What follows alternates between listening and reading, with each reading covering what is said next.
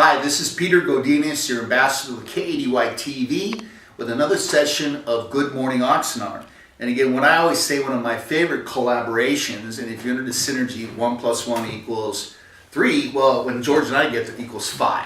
So, George, again, we got lots to cover. In fact, we're going to do this in two things. Sessions today. So, you're going to go over what they talked about at the City of Oxnard the planning session, or what was it? Actually, it was a regular city council. Okay, meeting. thank you. And I But was go so grateful that they mercifully ended the session much earlier than usual. In fact, it ended at 9:17. About 3 hours? 3 hours. No, sometimes it's 6 or even 8 hours. Oh, gosh. That was a relief. That's a long movie. Today's a special session on a rather unique review done by Daniel Rydberg last night on the state of the city's utilities. Now, the city budget last year was about $360 million, and only about $100 million plus of that was the general fund. Everything else was infrastructure-related things, streets and utilities, which is well over $200 million. That's the bulk of where the city spends the money. And utilities are raised by ratepayer, basically people paying for services, and the streets have to be in the other fund. So what Mr. Rydberg did at the request of Greg Nyhoff, our relatively new city manager, is to tell the public where we are overall with utilities. Now, it's significant to realize that not too long after Mr. Nyhoff took office, he decided to split up that group into 2 units, utilities and streets. Yet last night's report was done by Daniel Rydberg on both the utilities and the streets, both units. And what he said is that there's several things they're trying to do. They're trying to improve the reliability of overall utilities and safety of utilities and efficiency of those. Now, we have some major challenges, and there's a lot of deferred maintenance of all of those things, streets, wastewater, and water. And deferred maintenance plus new build-out is estimated to be roughly $600 to $700 million in the next 7 to 10 years. So we're talking real money here. And there's some hard decisions that have to be made about what we're really going to build out, how we're going to do it, and most importantly, where the money will come from to do that. So that's why at least were presented last night, where the city council will have enough raw material to begin making decisions, because we're starting our budgeting process now. In fact, the first meetings will be held in March for public access to comment on budget priorities, and this is certainly a lot of the raw material for doing that. So the 3 major areas covered last night were water, wastewater, and streets. And I'll briefly try to recap those. If you'd like to get a lot more detail, I suggest you go online to the city council site and download the video of last night's session, which was very informative. And or also download the staff report, which looks something like this. It's actually a small book that summarizes the results of what I'm going to try to do in less than 15 minutes. So let's see what's going to happen. Well, several different things. First of all, it was estimated that the street projects on the agenda right now are about $100 million, and they fall into several categories: the local streets, the arterials, and alleys. And believe it or not, the biggest single segment is alleys. It's about $40 to $50 million. I didn't know there are that many alleys in the whole town, but the problem is that they're very neglected, and a lot of them need major repaving, and we don't really have the source of most of the funding yet, so that's going to be a big issue. Wastewater is roughly $305 million over the next 7 to 10 years, and a lot of that's from deteriorated plant because of deferred maintenance, some of it's build out. And then water, they haven't given us a final estimate on, but the last numbers I saw were in the neighborhood of $250 to $300 million. They're having a workshop next week, and they'll have more exact estimates probably for the meeting after that. So briefly, just to hit a few major things. Interesting thing is that the wastewater plant is now mostly powered by green self-generated power. And what's interesting, it only costs 7.5 cents per kilowatt to generate that, compared to 11 cents they'd be paying if they bought it from Pretty power significant savings. Right, and they intend to expand that. Basically, they're using the gases from the treatment of the water to generate a lot of that power. They're also upgrading equipment that compresses the solids left after the wastewater processing. and they intend to use plasma incineration to burn that to reduce disposal costs. Wow. And they're also going to take material from the material recycling plant and burn it in that same new plasma incineration facility. Is that a new technology? Oh, it's been around a while, but certainly new here. All right. Right now, they physically dispose of that, I think, in landfills and stuff like that. Interesting. There's a cost and there are environmental concerns with doing that. So I found that to be kind of significant. Right now, there's about 90 employees engaged in wastewater and water, about 45 in each section, and they're somewhat undermanned, particularly in some of the technical functions, and of course, they're missing a director, as I said earlier.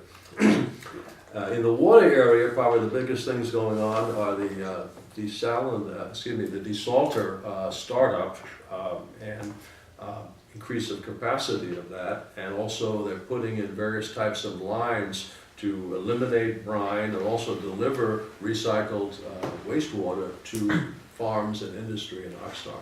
And I think I announced last week that a contract was recently approved for the second phase of design for that pipeline. That's going to be under construction this year and probably completed. And we really can't start delivering the water from the Great Water Project, really called GREAT, that's an acronym, until that pipeline is finished. Also, they want to put backup power on the desalter. There is no backup power right now, and they also want to increase the finished water storage.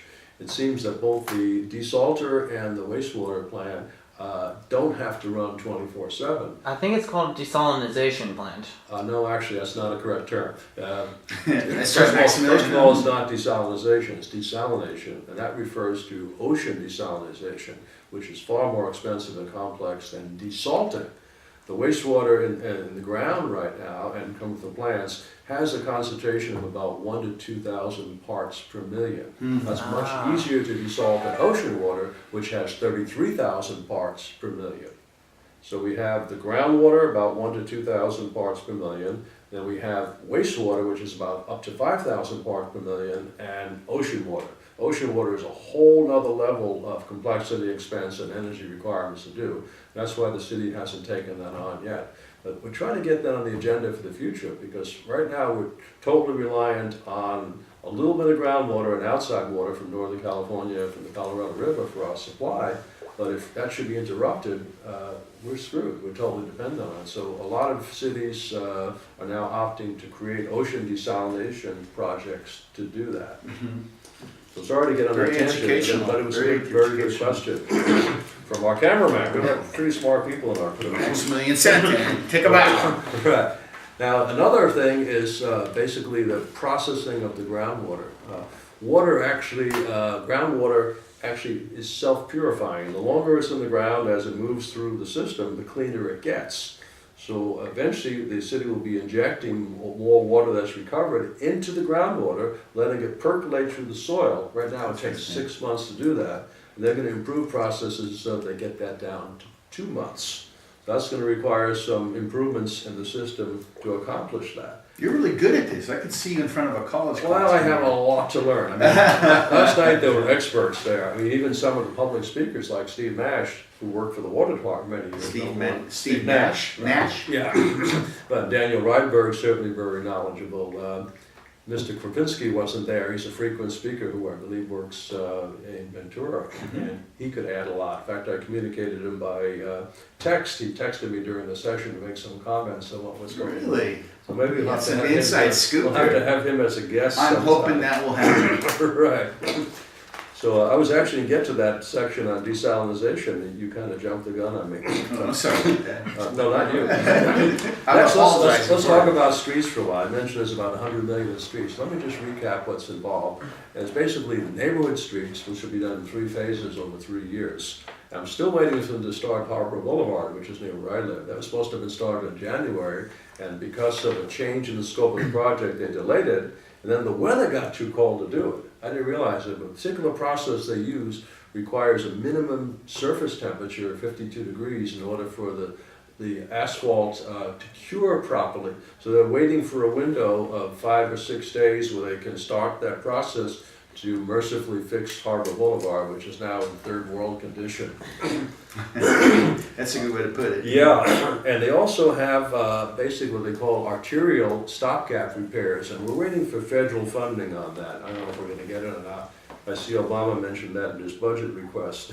We'll see what happens. Let's wait. Right. Time's ticking. It's pretty funny when you have to wait for federal funds to fix your own town, but it is. There's also a citywide cracks and sealing program going on. That's regular road maintenance. When they see cracks in the road, if they patch them right away, that can prevent further damage and delay the time that you have to wait before you have to resurface the road completely. Just for example, we're spending $500,000 to resurface Harbor Boulevard just between the harbor and Fifth Street. That's just a resurface. It's not even a complete redoing of the pavement. Mm-hmm. So the longer we can defer those types of things, the better. So the crack program, it has a pretty good payback. We also have a major project going on with widening Hueneme Road. And the purpose of that widening is mainly to support traffic in the port of Hueneme. That money is actually being paid for by the Ventura County Transportation Commission. It's not coming from the city budget. It's millions of dollars also.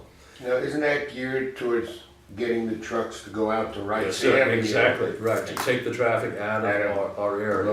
Right, and that'll help the port expand because it'll provide the volume we need in infrastructure to handle higher volume than we have right now. There's also the Rose Avenue resurfacing, which is going on from 5th to 101.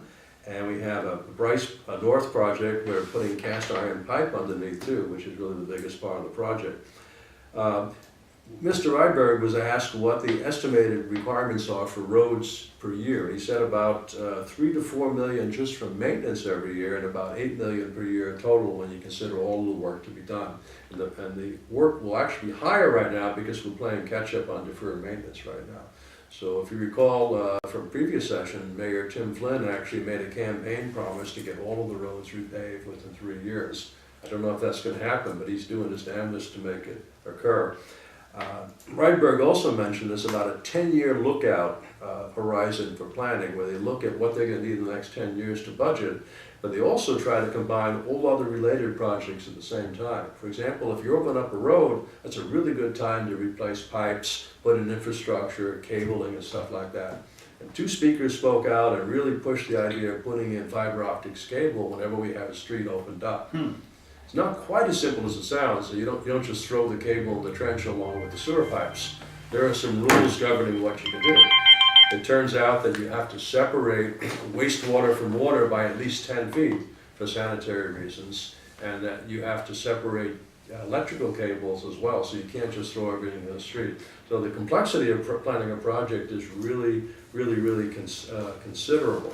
Easier said than done. Right, I could probably go on all morning about the different projects they have, but what I encourage you, if you're really interested, is to go online and watch the talk by Rydberg and the questions from the public yourself, and also download and or print the staff report that summarizes what I just told you. That kind of wraps up what I want to talk about on the utilities project. I'm hoping with Dan, how many people does he actually have under him that work for him? There are 45 people in the water department, there are 45 in the wastewater. I don't know how many are in the streets department. Interesting. And a lot of the streets work is outsourced too, as are some other capital projects in wastewater and water too. Well, I hope we can get Mr. Dan in our program, because I'm sure, like you said, he has a lot to share. Yeah, he's a busy man. I've tried to interview him a couple of times. Last time I wanted to interview him, he was on reserve duty for about a month. Busy man, but we'll go for him. Okay.